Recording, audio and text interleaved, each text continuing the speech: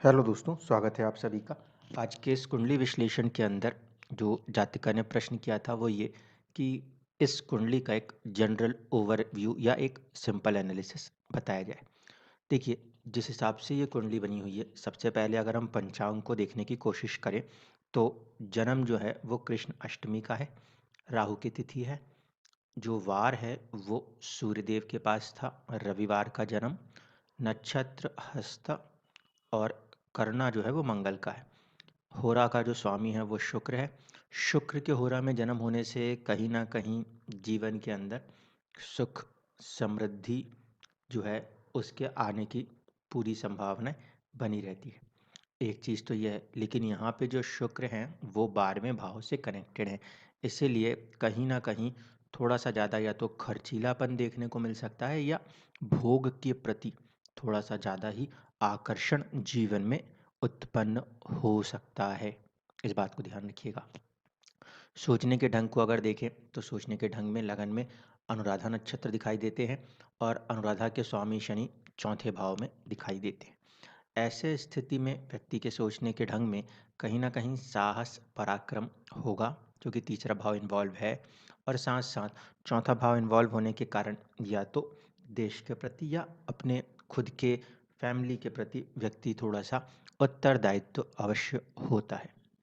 शनि जैसे ग्रह जब फोर्थ हाउस में बैठे हों तो वहाँ पे हम इस बात को मानते हैं कि जीवन में होता तो वो सब कुछ है जो आप चाहते हो, लेकिन उसमें कहीं ना कहीं डिले होता ज़रूर है।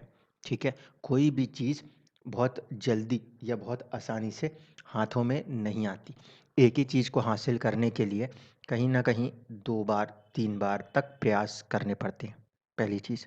दूसरी बात है कि ये कुंडली जो है वर्गोत्तम लगन कुंडली और उसमें भी शनि वर्गोत्तम स्थिति में विराजमान है, इसलिए आपके जीवन के अंदर थोड़ा सा संघर्ष, थोड़ी सी कठिनाइयाँ भी बढ़ी हुई रह सकती हैं।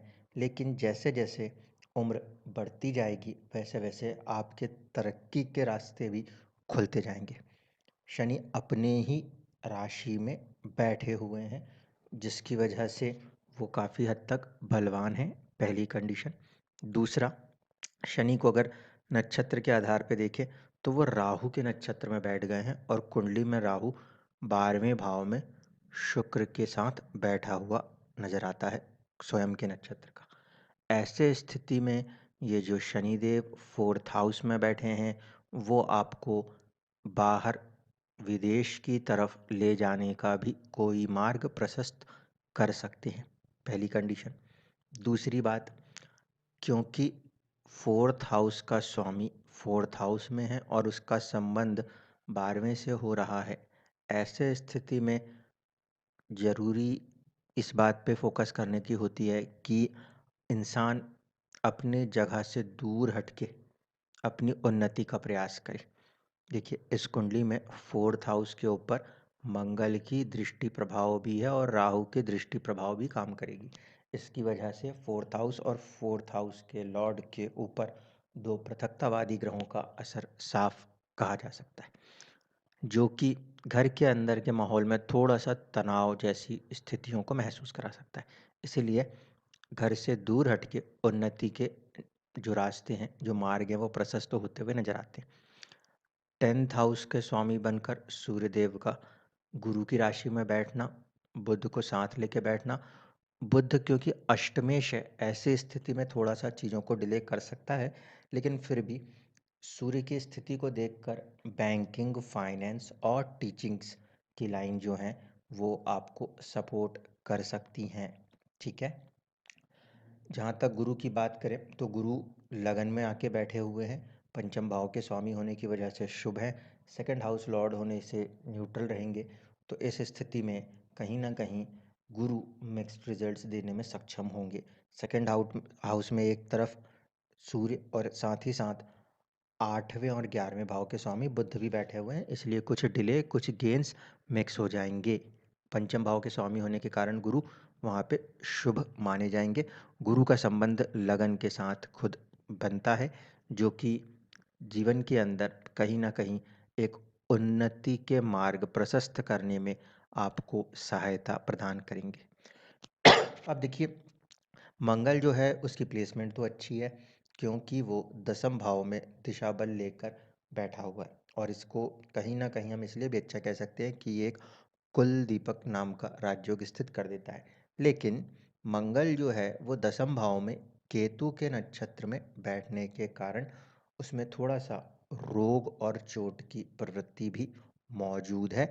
ऐसे स्थिति में मंगल की दशाओं अंतरदशाओं में थोड़ा सा सतर्क रहिएगा, क्योंकि मंगल पहली बात तो छठे भाव का स्वामी भी है, और दूसरी बात है कि नक्षत्र के आधार पे फिर उसका संबंध छठे भाव से हो रहा है, इसलिए रोग चोट एक्सीडेंट से सावधान रहना चाहिए।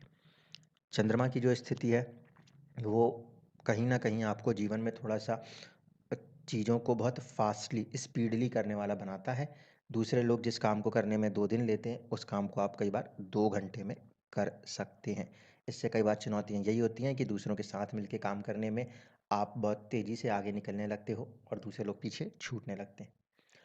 चंद्रमा अपने ही नक्षत्र में बैठे हैं, ऐसी स्थिति में कभी कभी भाग्य या पिता का समर्थन थोड़ा सा कम हासिल हो रहा है, ऐसी चीज़ें महसूस हो सकती हैं। तो ये तो हो गया कुंडली में ऊपर ऊपर से एक जनरल एनालिसिस। अगर दशाओं के सिस्टम को देखने की कोशिश करेंगे तो इस चार्ट में 2 दशाएं काम कर सकती हैं। एक नॉर्मल चंद्रमा से ही जो विंशोत्तरी दशा काम करती है, और दूसरी जो है वो स्पेशल विंशोत्तरी उत्पन्न तारा की भी कार्य कर सकती है। ठीक है, इस समय अगर हम देखें तो आपके ऊपर राहु की महादशा का प्रभाव नजर आता है, जो पूर्णतः 12वें भाव से संबंधित है। राहु एक तरफ विदेश को रिप्रेजेंट करने वाला ग्रह है, दूसरी तरफ डिजायर्स को, माया को, इमेजिनेशंस को रिप्रेजेंट करने वाला प्लेनेट है। तो कहीं ना कहीं 12th हाउस के रिगार्डिंग आपका चार्ट आपको किसी प्रकार की झूठी माया में उलझाए रख सकता है। ठीक है, 12वें भाव में बैठने के कारण अचानक से बेवजह के खर्चे भी संभव हैं। एंड रिजल्ट्स जो उसका नज़र आ रहा है वो 5th हाउस की तरफ अट्रैक्ट कर रहा है, जो या तो विद्या या फिर प्रेम की तरफ खींचने की क्षमता दिखाता है। इसलिए ऐसे स्थिति में शुक्र भोग और प्रेम के ग्रह के साथ बैठने के कारण थोड़ा सा आपको यहाँ सावधान रहना पड़ेगा regarding the love matters. Education point of view पे यदि हम देखते हैं नवांश की स्थिति से, तो वहाँ पे आपको किसी तरीके की तकनीकी शिक्षा में समर्थन हासिल हो सकता है। शुक्र के साथ प्रभाव होने की वजह से ड्राइंग कलात्मक क्षमताएं भी विकसित हो सकती हैं इस दशा के अंदर। ठीक है, और इस समय आप जो है शुक्र के ही दशा प्रभाव में हैं, जो कि 12वें और 7वें का स्वामी है। ऐसी स्थिति में विवाह की तरफ आपका कोई एक नेचुरल आकर्षण बन सकता है। ठीक है, इस बात को ध्यान रखिएगा। मोटा मोटा अगर इस चार्ट को देखें तो चार्ट्स के अंदर ग्रोथ का फैक्टर जरूर कहा जाएगा, लेकिन इस बात को नहीं भूला जा सकता, क्योंकि चौथे घर पे शनि का प्रभाव है। भले ही वो वहाँ के स्वामी हैं, माता की आयु को लंबी कर सकते हैं, लेकिन जीवन के अंदर थोड़ा सा मन में दुख को बनाए रखते हुए ऐसा व्यक्ति अपने जीवन में उन्नति की तरफ अग्रसर होता है। इसलिए ऐसी स्थिति में आपको माँ दुर्गा की उपासना करते हुए अपने आप को उन्नति के पथ पे लेकर आना पड़ेगा। जहाँ तक दशाओं की बात है, राहु की दशा 2028 तक है, जो थोड़ा सा मानसिक परेशानियों को देने में सफल हो सकती है, क्योंकि उसका संबंध 12वें भाव से ज़्यादा कनेक्ट हो रहा है। दूसरी तरफ आगे की जो दशा बनेगी वो बनेगी गुरु की दशा, और गुरु की दशा जो है वो कहीं ना कहीं आपको आर्थिक उन्नति प्रदान करने में सक्षम हो सकती है, क्योंकि उसका संबंध चौथे भाव से हो रहा है। जबकि नवांश कुंडली में वही गुरु लाभ भाव में बैठे हुए हैं। ऐसी स्थिति में ये कहा जा सकता है कि जैसे जैसे आपकी आयु बढ़ेगी वैसे वैसे आपके जीवन में उन्नति के नए अवसर उत्पन्न होते हुए नजर आएंगे। धन्यवाद।